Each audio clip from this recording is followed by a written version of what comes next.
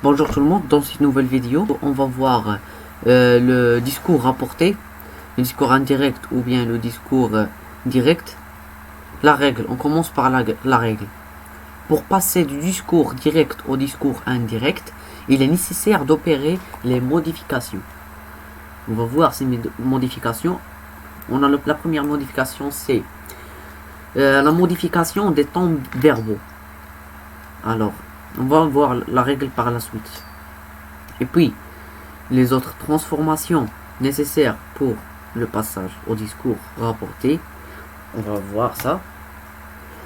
Et puis, l'emploi de l'infinitif.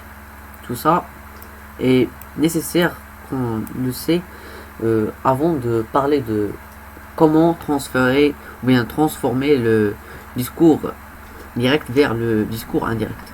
Et vice versa. Alors, quel est le temps du verbe introducteur? Le temps du verbe introducteur, c'est dans le présent ou bien le futur.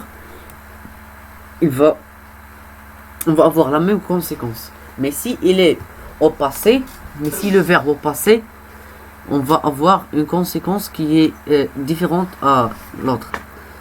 S'il était passé composé, ou bien l'imparfait, ou bien le plus que parfait, ou bien le passé simple. Et aussi, on va voir, il a dit, il disait, par exemple. On commence par le futur et le présent. Si il est le verbe au futur, au présent, ou bien ces temps-là, on va voir qu'il n'y a pas, on va voir qu'il n'y a pas un changement du temps du verbe, de la proposition, du discours rapporté. C'est ça qu'on va voir. Et puis, si le verbe introducteur est au passé, on va avoir une modification du temps du verbe, oui, de la proposition du discours rapporté. Les modifications sont les suivantes. Alors, si le temps de verbe qui est introduit, c'est pas l'introducteur, le verbe de proposition est au présent, il va devenir l'imparfait. Et s'il est à l'imparfait, il va devenir aussi l'imparfait. S'il est au passé composé, il va devenir le plus que parfait. Si le passé simple, il va devenir aussi plus que parfait. Et plus que parfait reste le plus que parfait. Le futur, conditionnel présent, aussi conditionnel présent. Et puis le futur antérieur, le conditionnel passé. Maintenant, on va voir l'exercice 1. L'exercice 1, on a vu déjà les questions. Cas du verbe introducteur au passé ou bien au futur. C'est très facile. Jean a dit je parle. C'est le verbe dans le présent. Alors, on ne va pas avoir un changement. Regardez ici. Jean dit, ou bien dira, qu'il parle. C'est au présent. Il reste le même. Le verbe est au présent. Il va rester au présent. Car dit est au présent. Dit est au présent. Ici, dit au futur, on va avoir dira. C'est la même chose. Mais si non, mais si on a, il n'y a pas un changement comme vous pouvez le voir ici, mais si on a le verbe introducteur au passé, ou bien passé composé et tous ces temps, alors on va avoir les choses suivantes. Le discours direct, on a je regarde, John a dit, alors passé composé, puis l'imparfait, passé simple, et puis le plus que parfait. Alors, on va avoir cet exemple. Je regarde la télé. Regarde est au présent. Il va devenir l'imparfait. Alors, je regardais. C'est l'imparfait. Il va rester l'imparfait. On prend en considération les autres changements comme il et je devient il et tout ça. Et puis, j'insiste sur le fait que l'action était en train de se produire. Alors, ici aussi la même chose, mais était terminé, alors que c'est le plus que parfait ici. Maintenant, j'ai réussi l'examen. Le passé composé, ça, il va devenir par conséquent le plus que parfait. Et puis le passé simple devient aussi le plus que parfait. On a dit que le plus que parfait reste le plus que parfait. Alors, quand on parle à propos du futur, dans la phrase, il devient le conditionnel présent. Quand on parle du conditionnel qui est présent, devient aussi reste le conditionnel présent. Et si on a le futur antérieur, c'est pas le passé simple, j'aurais fini ici. On a le futur antérieur, alors il devient le conditionnel passé aurait fini. Vers les autres transformations comme il et je et tout ça.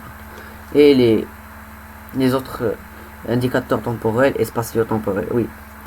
Et les guillemets et les points et les deux points disparaissent dans les discours indirects et sont remplacés par que ou si. Alors, l'emploi de que est obligatoire devant chaque verbe employé. Donc, devant chaque nouvelle proposition subordonnée. Il a dit, comme exemple, il a dit qu'il allait mieux et qu'il allait pouvoir partir. Alors, on a employé qui et que. On a répété que. Alors, parce qu'on a le verbe est conjugué, alors on peut faire que. L'emploi de si. Quand on emploie si se fait quand la question posée est fermée. C'est-à-dire qu'on ne peut pas répondre que par oui ou non. C'est une question qui est totale. C'est pas partiel. Les pronoms interrogatifs, quand, comment, ou pourquoi, qui, sont maintenus, mais jamais suivis de l'inversion du sujet. Alors on ne peut pas trouver des pronoms interrogatifs qui sont suivis par l'inversion du sujet. Et après on va voir est-ce que devient ce que. On va voir l'exemple suivant. Il demande qu'est-ce que c'est devient il demande ce que c'est. Alors on a fait cette transmission ou bien transformation. Les pronoms personnels et les adjectifs possessifs changent et prennent la forme de la personne à laquelle ils se rapportent. Si on a je, on va le transmettre à il. Et si on a un autre pronom, on va faire la même chose. On va parler de la personne qu'on a rapporté son discours.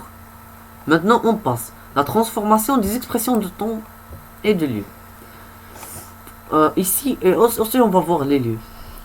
On a hier, devient la veille. Et tout ça. Vous devez apprendre cette transformation. Avant-hier, l'avant-veille. C'est la même chose, veille hier. Là, ces jours-là, ces jours-ci, ces jours-là. Si devient là. Et puis, en ce moment-là. La semaine prochaine, la semaine suivante. La semaine dernière, la semaine précédente. L'emploi de l'infinitif. Quand on a un verbe à l'impératif, on peut le transformer au discours indirect en infinitif. Comme un exemple, il dit revenez. C'est l'impératif ça. Il va devenir, il dit de devenir. Alors c'est l'infinitif. L'impératif devient l'infinitif. Et on ajoute ce de pour avoir l'infinitif. Dans un instant, il faut qu'il revienne.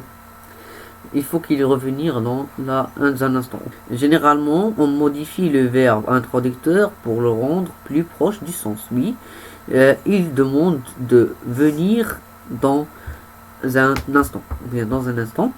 Si le sujet du verbe principal et celui du verbe subordonné sont identiques, on peut utiliser un infinitif à la place de la proposition subordonnée. On prend l'exemple suivant. Paul a dit qu'il était content. Paul a dit être content. Paul a dit être content. Maintenant, on passe l'infinitif présent au passé. On va voir quand on emploie l'infinitif présent et quand on emploie l'infinitif passé. Si l'action entre les deux faits est simultanée, on emploie l'infinitif présent. L'exemple suivant, il déclara être malade. Il va devenir elle déclara qu'il était malade. Alors maintenant, on peut voir ce changement-là. Et si le fait exprimé est antérieur à l'autre, on emploie l'infinitif passé. Il déclara avoir, regardez ici, et il déclara avoir été. Avoir été malade, on va avoir, il déclara qu'il avait été malade. Alors, maintenant on passe. Quelle préposition après le verbe? Après le verbe qui est en infinitif, en français, les constructions suivies par un infinitif sont plutôt rares. En effet, nous préférons utiliser les subordonnées introduites par que. Pas de proposition. Alors on n'utilise pas. Il est préférable de ne pas utiliser les propositions. Admettre. Jamais être sans travail. Jamais que je suis sans travail. Alors vous pouvez transmettre ces verbes-là pour vous entraîner.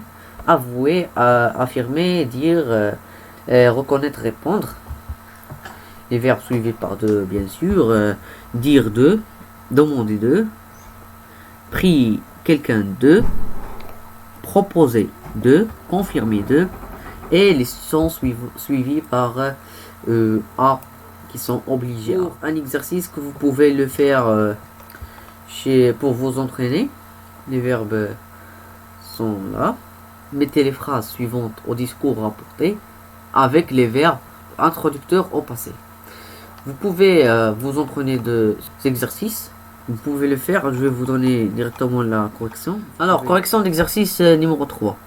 Mettez les phrases suivantes au discours rapporté. On a lu la question déjà. Elle pourra partir demain. Elle a demandé si elle pourrait partir le lendemain soir. Alors, vous pouvez corriger vos fautes et écrivez dans les commentaires combien de fautes avez-vous eu. Et puis, on va terminer maintenant notre leçon. Et merci pour votre attention. À bientôt.